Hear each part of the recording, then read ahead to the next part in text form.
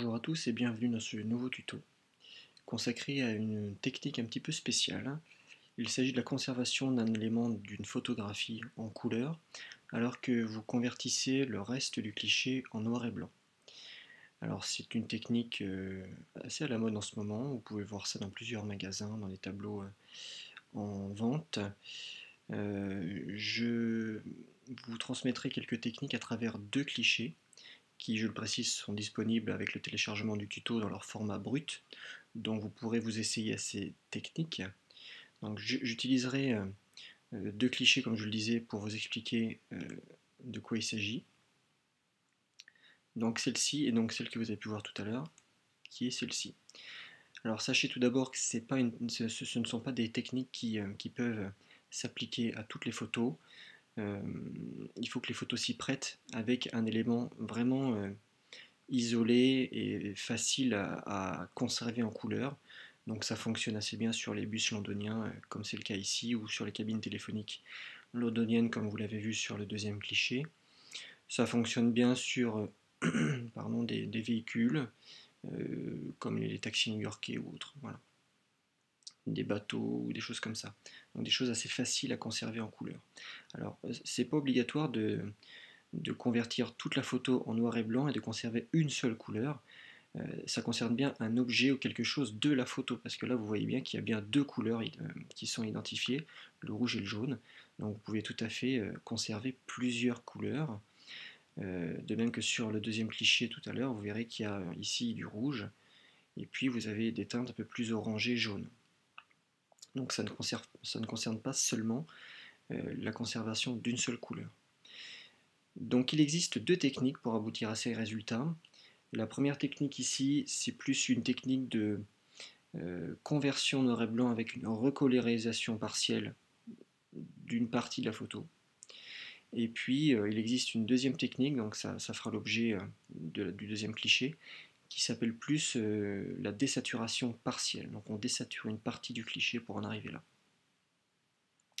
Donc ça c'est le format final, de même que tout à l'heure ici c'est la même chose, là c'est ce dont à quoi on arrive.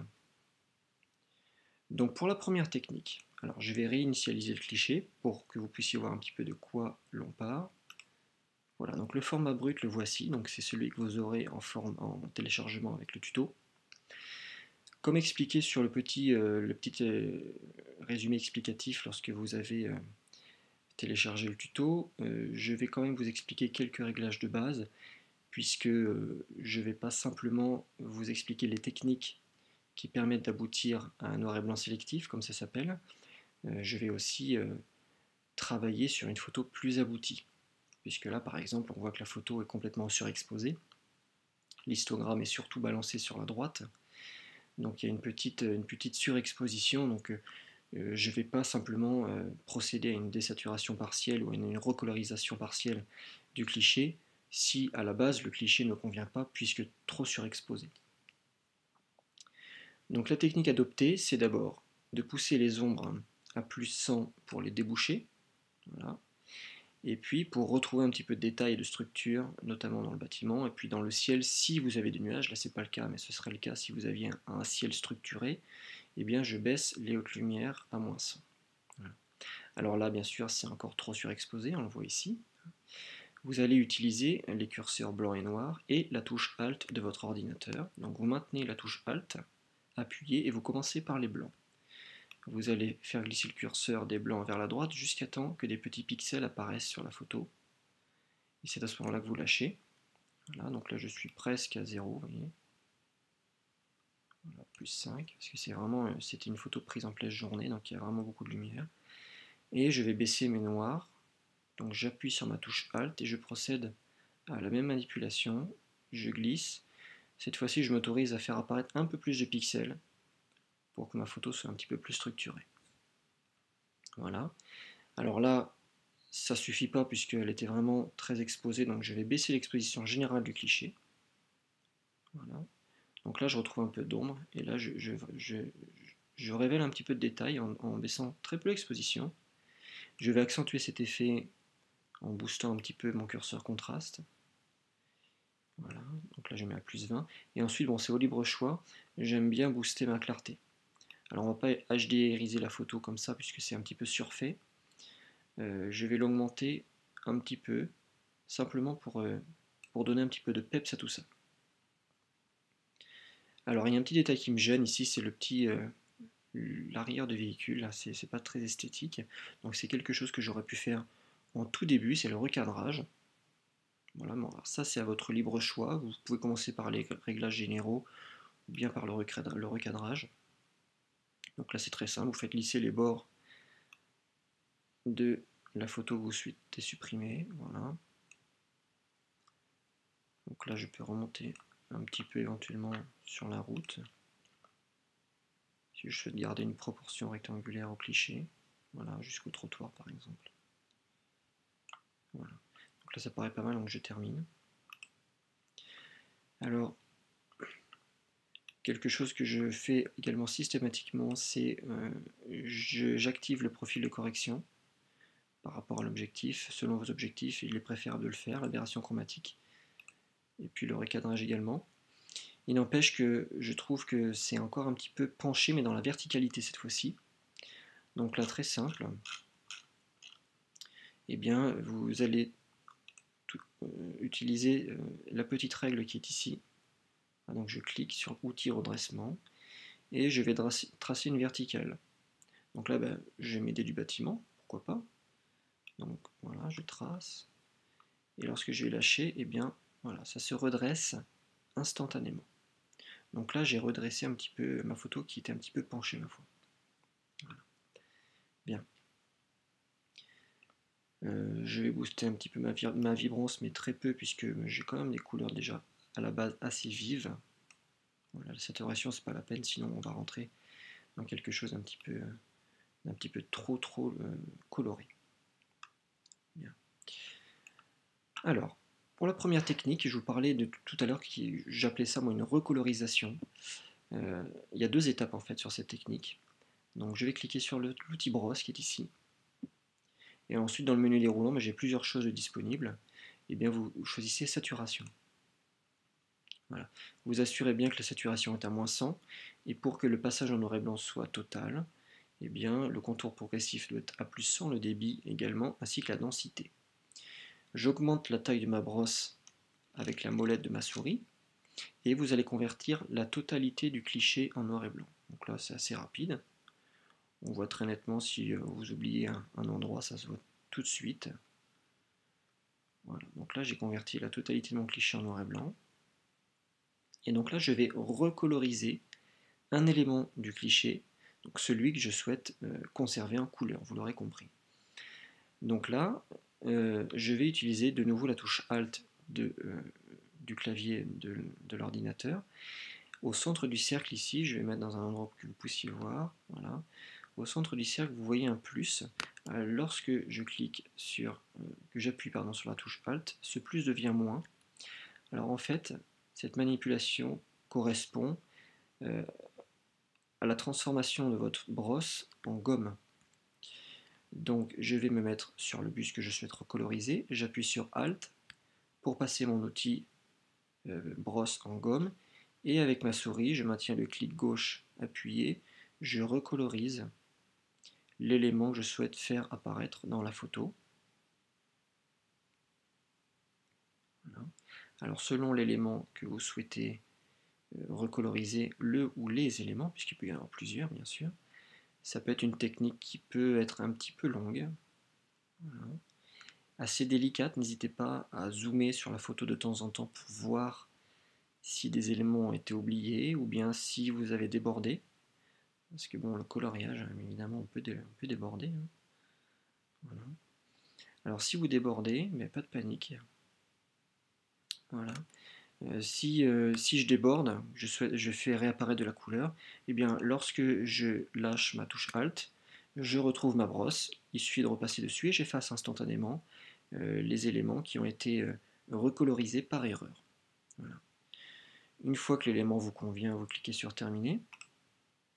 Voilà. Donc la loupe, c'est ce petit plus ici, hein, je clique et je vais aller voir si des erreurs se sont glissées ou si des débordements sont là. voyez que là je pourrais peut-être peaufiner sur la toiture un petit peu, quoique il y a des reflets du soleil aussi hein, quand même. Voilà, ça me paraît pas trop mal. Alors selon la complexité des éléments à recoloriser ou leur nombre, c'est une technique qui peut être un petit peu longue. Voilà, ça je vous l'accorde, mais néanmoins elle en demeure assez efficace. Alors pour parfaire cette photo, je vais augmenter un tout petit peu la luminance pour la rendre un petit peu plus nette. Voilà. Donc ça augmente, ça réduit le bruit général de la photo. Et puis ensuite, mais c'est au libre choix, j'aime bien dans ces photos-là, que ce soit des photos noir et blanc ou en noir et blanc sélectif, appliquer un petit vignettage après recadrage. Voilà, pour rendre cette photo un petit peu plus dramatique dans son ensemble, notamment dans les ciels qui sont peu structurés, puisque les nuages sont inexistants. Voilà, ça donne un petit peu plus de peps au nuage. Voilà. Donc ça, c'est donc la première technique que moi j'appelle la technique de recolorisation partielle. Il en existe une deuxième, un petit peu plus connue, qui s'appelle la désaturation partielle. Donc pour vous expliquer de quoi il s'agit, je vais changer de photo. Voilà. Donc c'est une photo qui, voilà, ça c'est le format final, hein, on arrivera à ça après les explications qui vont suivre. Donc je réinitialise. Voilà. Je vais quand même faire quelques réglages de base, puisque il y a des petites choses à faire là-dessus. Voilà. Donc toujours la même chose, je débouche mes ombres, je retrouve de la structure et des détails en baissant les hautes lumières. Là j'ai un petit reflet sur pare-brise assez intéressant à faire. Alors la mise au point a été faite sur le taxi, on aurait pu la faire sur les cabines, ça c'est au libre choix. J'aimais bien que l'arrière-plan soit flou, une photo qui a été prise en Angleterre avec ici une devanture, le pain quotidien, je trouvais que c'était assez sympa et assez marrant. Donc les blancs et les noirs, même principe, la touche Alt, pensez-y, je maintiens appuyé, je vais faire apparaître quelques pixels. Voilà. Pour que les blancs deviennent très blancs, maximum blanc, sans les cramer. Et les noirs, je peux aller un petit peu plus loin. Voilà. Alors l'exposition, ça ne sera pas forcément le cas dans toutes vos photos. Là, il en faut un petit peu, en baissant l'exposition, hein, un petit peu plus de sombre. Pas trop non plus, hein, puisque si j'augmente les contrastes, ça assombrit un peu ma photo, donc il faut que ce soit voilà, léger. La clarté, encore une fois, c'est selon votre goût. Hein. Si je la descends et que ça floute un peu la photo, ça peut être un effet de style. Si je l'augmente, ça la HDRise un peu, c'est-à-dire que les structures deviennent très très franches. J'aime bien l'augmenter, mais légèrement, pour donner juste un petit peu plus de peps à la photo. Voilà, plus 20, plus 25 en général, ça paraît pas mal. Ok. La vibrance un tout petit peu pour que les cabines téléphoniques soient vives sans être beaucoup trop rouges et agressives. Ok.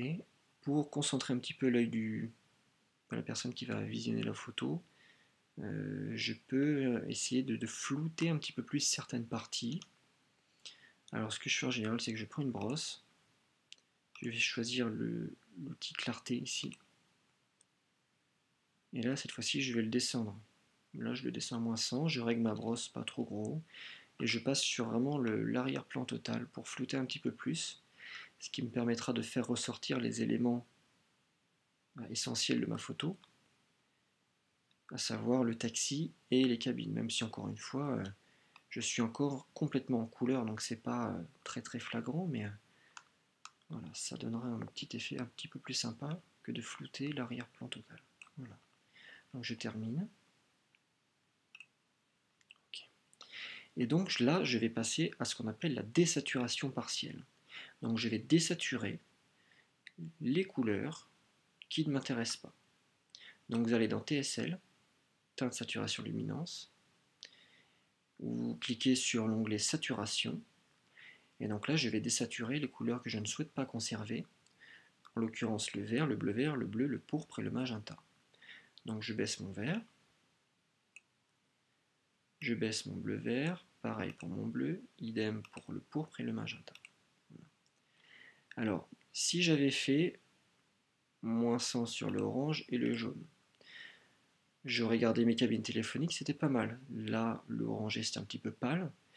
Moi, je veux conserver cet avant-plan ici taxi, je trouve que ça c'est sympa. Donc je touche pas au orange, là je double-clique sur le mot pour remettre à 0. Voilà, pareil sur jaune. Donc comme ça je conserve les couleurs qui m'intéressent, ici et là. Le problème c'est que du orange, ben, j'en ai pas que ici, j'en ai un petit peu partout sur le reflet, les bâtiments ou autres.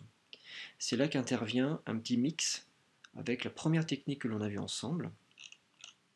Donc là j'ai désaturé les couleurs qui ne m'intéressaient pas, malheureusement il en reste un petit peu, donc je vais réutiliser la brosse et l'outil saturation, comme c'était le cas sur le premier cliché que je vous ai proposé tout à l'heure.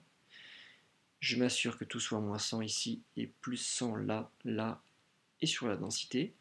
Et là, je vais aller enlever le reste, ce qui me dérange. Voilà. C'est assez rapide. Voilà, la porte ici, vous voyez. La devanture magasin. J'aurais dû m'attailler à la brosse si besoin. Donc là, j'ai débordé. Ok, donc pas de panique. J'appuie sur Alt. Mon plus se transforme en gomme et je récupère ce qui a été perdu à la base. Ça, on l'a vu ensemble tout à l'heure, donc logiquement, pas de souci.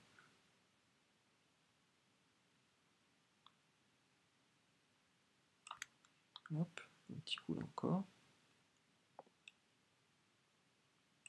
Et donc là, j'ai bien conservé les couleurs qui m'intéressent, donc les cabines téléphoniques en rouge, ainsi que la lumière du taxi ici en jaune orangé, et tout le reste de la photo est désaturé complètement. Voilà. Je vais, comme ça a été le cas tout à l'heure, augmenter légèrement ma luminance pour réduire un petit peu le bruit général de mon cliché. On voit ici le bruit ici qui est visible dans le détail se réduit à mesure que j'augmente le curseur luminance. Donc ne l'augmentez pas trop, sinon votre photo va se transformer en peinture. Tout simplement. Ça sera un petit peu trop exagéré. Voilà. Le profil de correction, je ne l'ai pas fait, on peut le faire avant, après, pendant, c'est selon. Par moment, je le fais après. Voilà. Je vois ce que ça donne. Si je vois que ça change vraiment beaucoup quelque chose, je reprends un petit peu ma photo. Là, elle est peut-être un petit peu trop exposée, ma photo ici, vous voyez. Donc je vais modifier légèrement l'exposition. N'hésitez pas à revenir sur quelques réglages de base, même après coup.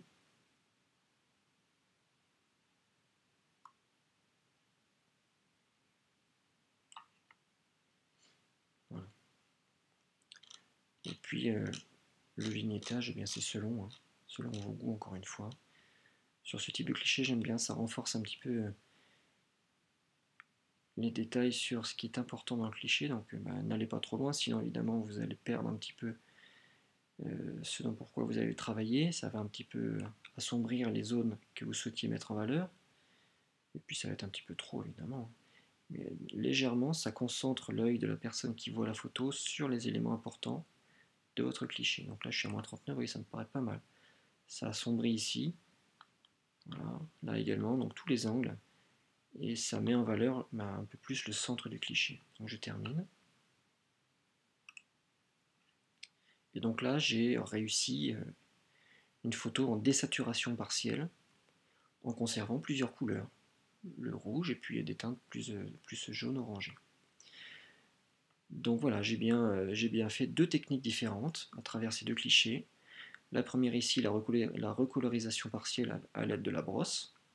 Passage en noir et blanc total de la photo et grâce à la touche Alt, recolorisation partielle de l'élément que je souhaite conserver.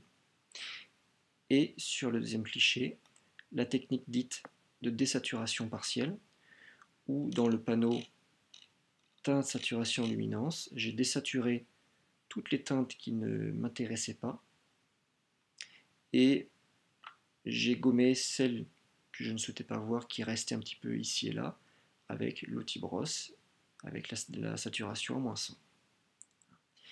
Mais écoutez, j'espère que ces deux techniques vous ont plu. Je vous invite à vous entraîner à les reproduire grâce aux fichiers bruts qui vous sont fournis, et puis ben, à faire votre choix sur la technique qui vous semble la plus à même de vous plaire. Ben, je vous remercie, je vous dis à très bientôt dans un nouveau tuto.